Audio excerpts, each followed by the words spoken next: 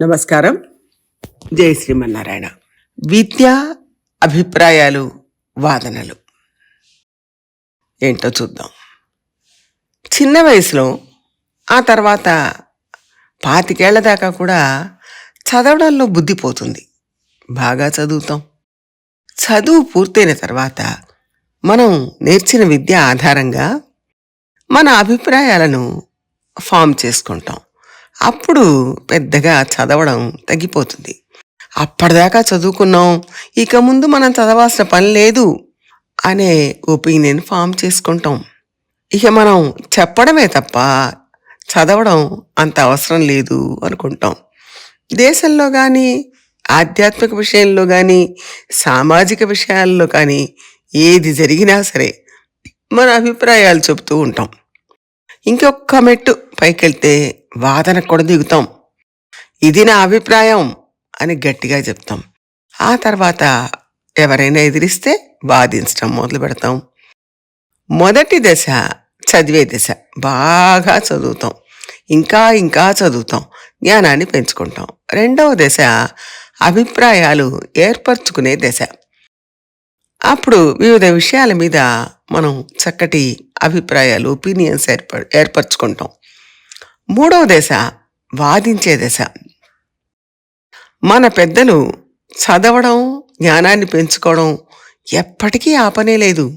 కానీ మనం ఒక దశలో చదవడం, జ్ఞానాన్ని పెంచుకోవడం ఆపేస్తున్నాం. నేను పట్టిన కుందేటికి 3 కాళ్ళు అని వాదిస్తున్నాం. నేను చెప్పిందే నిజం అని వక్కాణిస్తున్నాం. అంతే తప్ప ఆ వాదన జ్ఞానం పెంచుకోవడం పట్ల మనసు పెట్టడం లేదు. మనం ఒపీనియన్ ఫామ్ చేసే దగ్గర కానీ, వాదించే దగ్గర కానీ ఆరోగ్యవంతంగా జరగట్లేదు. ఒక విషయాన్ని అవగాహన చేసుకోవడం, దాని గురించి చింతించడం, ఆలోచించడం ఇవన్నీ ఎప్పుడు వస్తాయంటే ఇంకా ఇంకా చదువుతున్న కొద్దీ, అంటే జ్ఞానం పెరుగుతున్న కొద్దీ వస్తాయి. అప్పుడు విషయాలను మాట్లాడితే నిదానంగా మాట్లాడతాం. ఈ రోజుల్లో మీడియాల్లో, గ్రూపులలో, ఆన్లైన్లో ఏదో ఒక విషయం మీద డిబేట్ జరుగుతూనే ఉంటుంది. అందులో వాళ్ళు చెప్పే విషయానికి ప్రమాణం ఎక్కడైనా ఉందా, ఆ విషయానికి ఆథెంటిసిటీ ఉందా అంటే అలా ఏం కనపడదు. అక్కడ విన్నాం, ఇక్కడ విన్నాం అని చెప్తారే తప్ప దానికి ఆధారంగా ఏ గ్రంథము కనపడదు. కానీ మన పెద్దవాళ్ళు వాదన అలా చేయలేదు. చక్కగా క్రమ పద్ధతిలో అర్థవంతంగా చేసేవాళ్ళు. అవసరమైన చోటల్లా దానికి ప్రమాణాలు చూపిస్తూ ఉండేవాళ్ళు. అప్పుడు వినేవాళ్ళు ఆ వాదాన్ని తప్పకుండా అంగీకరిస్తారు. నాకు తోచింది అని చెప్తూ పోతే అది పెద్దల సదస్సులో అంగీకరించబడదు. చెప్పే ప్రతి మాటకు ఆధారం చూపించాలి.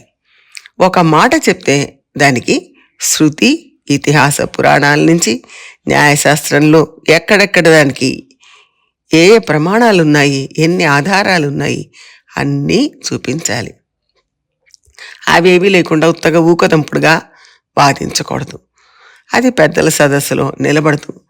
ఉత్తగా నలుగురు కూర్చొని పిచ్చాపాటిగా మాట్లాడుతుంటే ఏమో కానీ పెద్దవాళ్ళ సభలో మాత్రం అలా చేయడం సాధ్యం కాదు.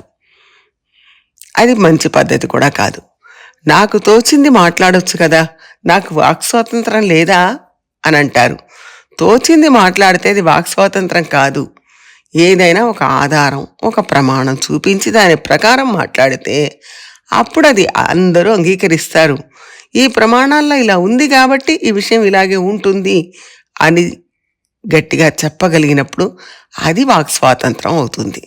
ఇంకొక విషయం, ఎవరితో మాట్లాడుతున్నాం, వాళ్ళకి ఈ విషయాలు చెప్పొచ్చా, వాళ్ళకి ప్రమాణాలు చెప్పాలా, ఇవి వాళ్ళకి అర్థం అవుతాయా, అవన్నీ కూడా గమనించాలి.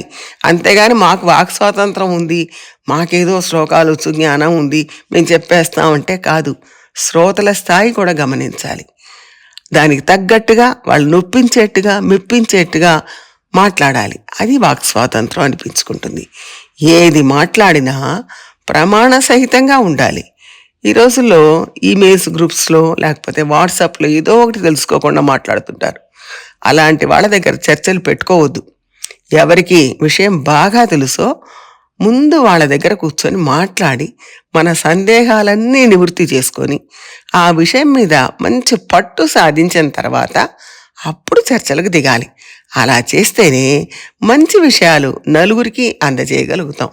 ఒక మంచి జ్ఞానాన్ని అందరికీ అందిస్తుంటే అనేక విమర్శలు రావడం సహజం. విమర్శలతో ఇంకా వాదన సక్రమంగా సాగుతుంది. విమర్శల్లో మంచి వాటిని గుర్తించి స్వీకరించాలి. కొందరు కావాలని ఏదో ఒకటి అనాలని మాట్లాడుతూ ఉంటారు. వాళ్ళని మనం పెద్దగా పట్టించుకోవాల్సిన అవసరం లేదు. అందుకే పెద్దల ద్వారా విన్న విషయాన్ని అర్థం చేసుకొని నిరంతరం అధ్యయనం చేస్తూ జ్ఞానాన్ని మెరుగుపెట్టుకుంటూ అప్పుడు మనం వాదించడానికి దిగాలి. సాధికారంగా మాట్లాడగలిగే శక్తి అప్పుడు వస్తుంది. శాంతం తెలుసుకోకుండా మీడియాలో మాట్లాడటం మొదలు పెడితే సమస్యలు వస్తాయి. దాంతో నిప్పు రాసుకుంటుంది. అట్లా చేయకూడదు. ఒక విషయం మీద ఒక ఒపీనియన్ ఫామ్ చేయాలి అంటే ఆ విషయానికి సంబంధించిన జ్ఞానాన్ని పూర్తిగా పొందాలి. తెలిసిన వాళ్ళ దగ్గర నేర్చుకోవాలి. అప్పుడు అభిప్రాయాన్ని ఏర్పరచుకోవాలి. ఆధారంతో మాట్లాడగలగాలి. అప్పుడు వాదనగా దిగొచ్చు. మన పెద్దలందరూ కూడా క్రమం తప్పకుండా చివరి క్షణం దాకా చదువుతూ వాళ్ళ జ్ఞానాన్ని పెంచుకుంటూ వచ్చారు. అలాగే మనమందరం కూడా ఎప్పటికప్పుడు మన జ్ఞానాన్ని వృద్ధి చేసుకోవడం కోసం, మెరుగుపరుచుకోవడం కోసం నిరంతరం చదవాలి, వినాలి, తెలుసుకోవాలి. చదవగా చదవగా చదవగా జ్ఞానం పెరుగుతుంది. వాదం దృఢతరంగా ఉంటుంది. మనం నిదానంగా ఉంటాం. మనకే ఒక క్లారిటీ వస్తుంది. ఈ సత్సంగంలో ఉన్న వాళ్ళందరికీ పరమాత్మ గురించి, ఆత్మ గురించి అన్ని విషయాలు తేట తెల్లంగా అర్థం చేసుకునే శక్తి రావాలని, ఆ విషయాల్ని వాళ్ళు 10 మందికి స్పష్టంగా చెప్పగలగాలని కోరుకుందాం. జై శ్రీమన్నారాయణ.